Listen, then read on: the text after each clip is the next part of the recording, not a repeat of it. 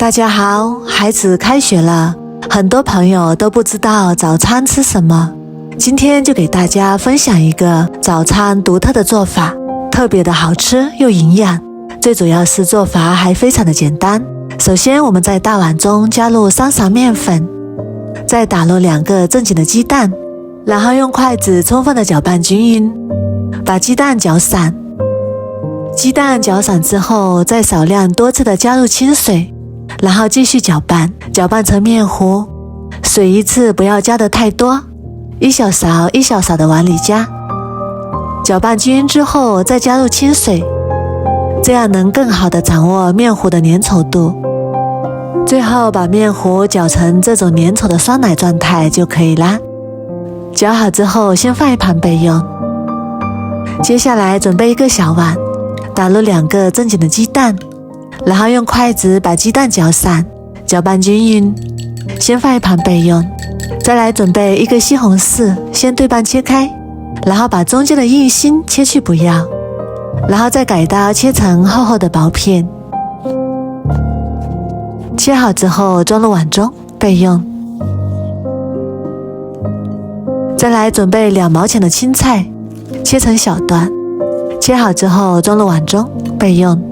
准备1节大葱，先对半切开，再改刀切成葱花，切好之后装入碗中备用。然后起锅加入少许油，油热之后把葱花加进来，炒出香味。炒香之后再加入1碗清水，然后我们来调味，加入1小勺盐，1勺鸡精，1勺胡椒粉，然后搅拌均匀，大火煮开。水开之后把西红柿加进来，小青菜也加进来，然后搅拌搅拌。接下来准备一个肉勺，把我们调好的面糊慢慢的倒入肉勺里面，最后面糊滴入锅中，就形成了漂亮的面鱼了。这样做的面鱼是不是非常的简单？最后用筷子给它搅拌搅拌，让面糊全部都滴入锅中。面糊全部放入锅中之后，再用铲子轻轻的推动，让这个面鱼受得更加的均匀。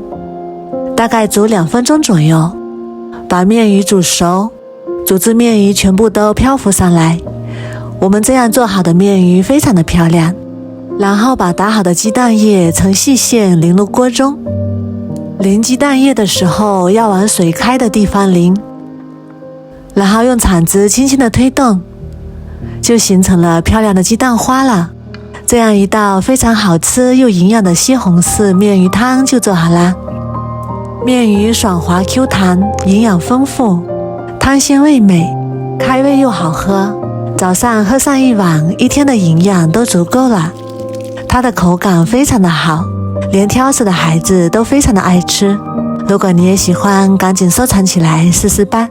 我每天都会更新不一样的美食视频，喜欢我的视频就关注我吧，谢谢您的支持。